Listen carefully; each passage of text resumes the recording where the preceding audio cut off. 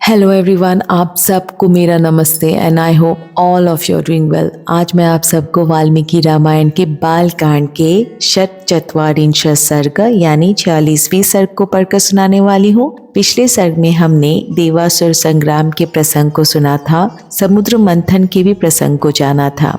इस सर्ग में हम जानने वाले हैं कि पुत्र वध से दुखी दीति कश्यप जी से इंद्रहंता पुत्र के प्राप्ति के उद्देश्य से तप करती हैं और इंद्र उनके गर्भ के 7 टुकड़े कर डालते हैं। तो स्टार्ट करने से पहले मैं विष्णु सहस्त्र नाम के अगले श्लोक को पढ़ना चाहूंगी। भ्राजिष्णुर भोजनम भोक्ता सहिष्णुर जगदादिज अनघो विजयो चेता विश्वयोनि पुनर्वसु। जो सर्वदा प्रकाश रूप हैं, ज्ञानियों द्वारा भोगने योग्य हैं, भोक्ता रूप हैं, सहन करने वाले हैं, हिरण्य गर्भ रूप से संसार के आदि में स्वयं उत्पन्न होने वाले हैं, पाप से रहित हैं, ज्ञान वैराग्य और ऐश्वर्य आदि से जीते जा सकने वाले हैं, समस्त प्राणियों को जीतने वाले हैं, विश्व के कार्य एवं कारण रूप हैं, बार बार शरीर धारण कर उसमें आत्म रूप से रहने वाले हैं, ऐसे भगवान विष्णु हैं।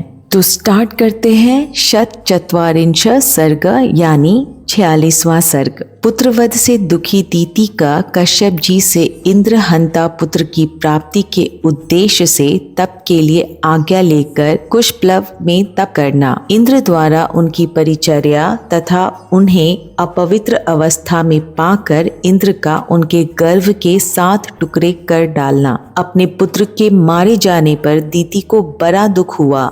वे अपने पति मारीच नंदन कश्यप के पास जाकर बोली, भगवान, आपके महाबली पुत्र देवताओं ने मेरे पुत्रों को मार डाला, अतः मैं दीर्घ काल की तपस्या से उपार्जित एक ऐसा पुत्र चाहती हूँ जो इंद्र का वध करने में समर्थ हो। मैं तपस्या करूंगी, आप इसके लिए मुझे आज्ञा दें और मेरे गर्भ में ऐसा पुत्र प्रदान करें जो सब कुछ करने में समर्थ तथा इंद्र का वध करने वाला हो। उसकी यह बात सुनकर महातेजस्वी मारीच नंदन कश्यप ने उस परम दुखिनी दीति को इस प्रकार उत्तर दिया, तपोधने, ऐसा ही हो, तुम शौचाचार का पालन करो, तुम्हारा भला हो।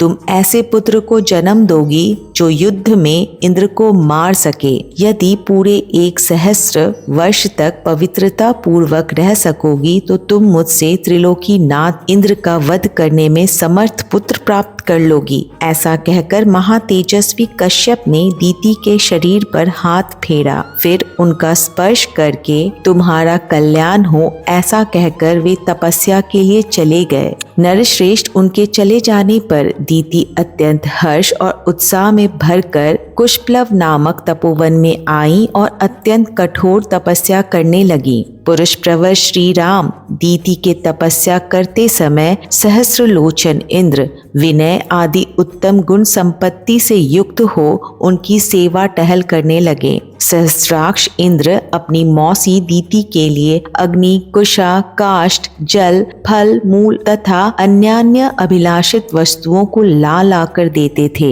इंद्र मौसी की शारीरिक सेवाएं करते, उनके पैर दबाकर उनकी थकावट मिटाते थे तथा ऐसी ही अन्य आवश्यक सेवाओं द्वारा वे हर समय दीति की परिचर्या करते थे। रघुनंदन, जब सहस्र वर्ष पूर्ण होने के कुल 10 वर्ष बाकी रह गए, तब एक दिन दीति ने अत्यंत हर्ष में भरकर सहस्र लोचन इंद्र से कहा, बलवानों में श्रेष्ठ वीर, अब मेरी तपस्या के केवल 10 वर्ष और शेष रह गए हैं। तुम्हारा भला हो, 10 वर्ष बाद तुम अपने होने वाले भाई को देख सकोगे। बेटा, मैंने तुम्हारे विनाश के लिए जिस पुत्र की याचना की थी, वह जब तुम्हें जीतने के लिए उत्सुक होगा उस समय मैं उसे शांत कर दूंगी। तुम्हारे प्रति उसे वैर भाव से रहित तथा भ्रातृ स्नेह से युक्त बना दूंगी। फिर तुम उसके साथ रहकर उसी के द्वारा की हुई त्रिभुवन विजय का सुख निश्चिंत होकर भोगना। सुरश्रेष्ठ, मेरे प्रार्थना करने पर तुम्हारे महात्मा पिता ने 1000 वर्ष के बाद पुत्र होने का मुझे वर दिया है। ऐसा कहकर दीति नींद से अचेत हो गईं। उस समय सूर्य देव आकाश के मध्य भाग में आ गए थे। दोपहर का समय हो गया था। देवी दीति आसन पर बैठी बैठी झपकी लेने लगी। सिर झुक गया और केश पैरों से जा लगे। इस प्रकार निद्रा अवस्था में उन्होंने पैरों को सिर से लगा लिया। उन्होंने अपने केशों को पैरों पर डाल रखा था। सिर को टिकाने के लिए दोनों पैरों को आधार बना लिया था। यह देख दीति को अपवित्र हुई जान इंद्र हंसे और बड़े प्रसन्न हुए। श्री राम फिर तो सतत सावधान रहने वाले इंद्र माता दीति के उदर में प्रविष्ट हो गए और उसमें स्थित हुए। गर्भ के उन्होंने 7 टुकड़े कर डाले। श्री राम उसके द्वारा 100 पर्वों वाले वज्र से विदीर्ण किए जाते समय वह गर्भस्थ बालक जोर जोर से रोने लगा। इससे दीति की निद्रा टूट गई। वे जागकर उठ बैठी। तब इंद्र ने उस रोते हुए गर्भ से कहा, भाई मत रो मत रो। परंतु महातेजस्वी इंद्र ने रोते रहने पर भी उस गर्भ के टुकड़े कर ही डाले। उस समय दीति ने कहा, इंद्र बच्चे को ना मारो ना मारो। माता के वचन का गौरव मानकर इंद्र सहसा उदर से निकल आए। फिर वज्र सहित इंद्र ने हाथ जोड़कर दीति से कहा, देवी तुम्हारे सिर के बाल पैरों से लगे थे, इस प्रकार तुम अपवित्र अवस्था में सोई थी। यही छिद्र पाकर मैंने इस इंद्र हंता बालक के 7 टुकड़े कर डाले। इसलिए माँ तुम मेरे इस अपराध को क्षमा करो। इस प्रकार श्री वाल्मीकि निर्मित आश रामायण आदि काव्य के बाल कांड में 46वां सर्ग पूरा हुआ। जय श्री राम।